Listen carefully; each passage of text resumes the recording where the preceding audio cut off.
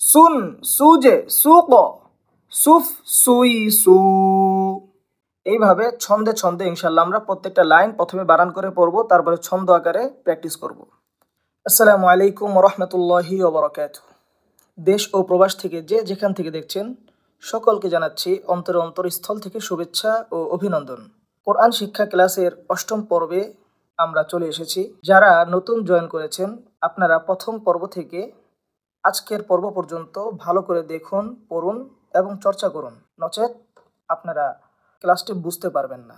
প্রিয় দর্শক ও শ্রোতা, আমি আশা করছি প্রথম থেকে শেষ পর্যন্ত যারা এই ক্লাসটি ধারাবাহিকভাবে আমাদের সাথে থেকে পড়ে চর্চা করে যুক্ত থাকবে তারা হাফেজে কোরআনের মতো কোরআন তেলাওয়াত করতে পারবে। আল্লাহ তাআলা আমাদের সকলকে তৌফিক দান করেন।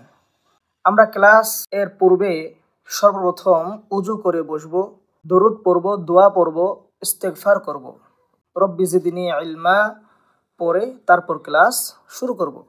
সবাই আমার সাথে পড়ুন, আউযু বিল্লাহি মিনাশ শাইতানির রাজীম, বিসমিল্লাহির রহমানির রহিম। প্রিয় দর্শক, আমরা গত ক্লাসে পড়েছিলাম জজম কাকে বলে, মদ কাকে বলে, লিনের হরফ সম্পর্কে জেনেছি এবং মদের হরফ সম্পর্কেও পরিচিতি লাভ করেছি। কলকলা কাকে বলে, কলকলার হরফ সম্পর্কে পরিচিতি লাভ করেছি। সুতরাং সেই ধারাবাহিকতায় আজকের পড়া চলতে থাকবে।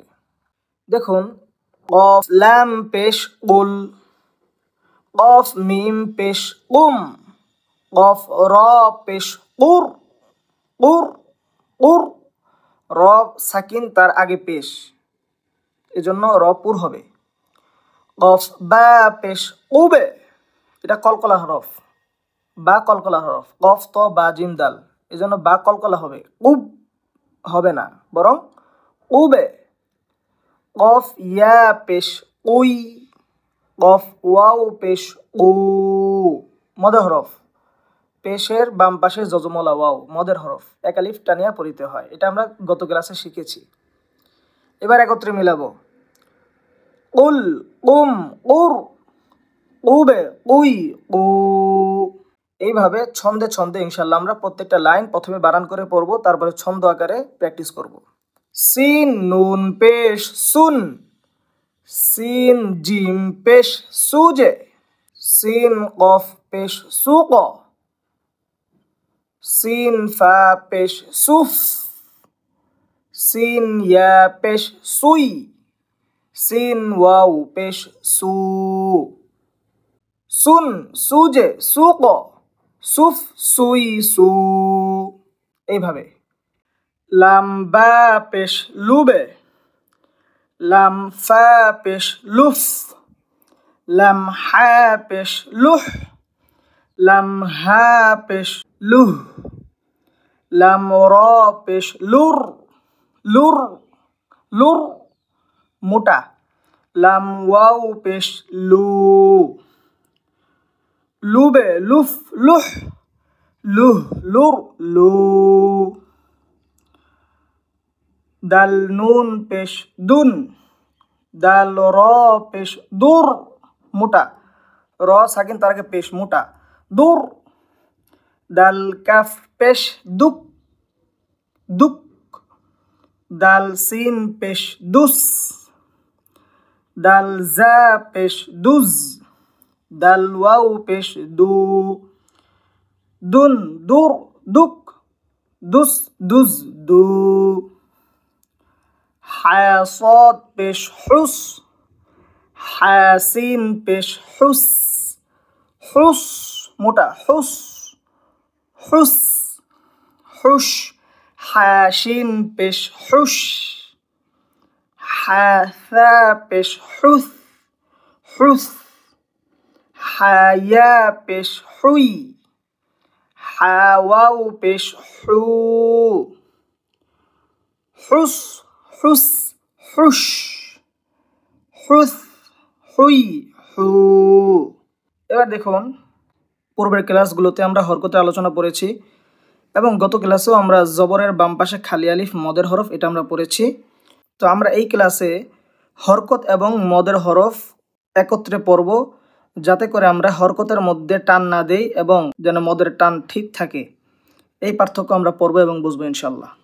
দেখুন, বা জবর বা, বা আলিফ জবর বা, বাবা, বা বা, তাজের তি, তায়াজের তি, তি তি, তিতি, সা পেশ সু, সা ওয়াও পেশ সু, সু সু। এক আলিফ টানের আমরা পরিমাণটা বুঝবো কিভাবে? এক আলিফ টানের পরিমাণ হচ্ছে এই যেভাবে, সু, এক আঙ্গুল উঠাবো এইভাবে, সা ওয়াও পেশ সু, সু। এভাবে এক আঙ্গুল উঠিয়ে উঠিয়ে আমরা এক আলিফ টানবো।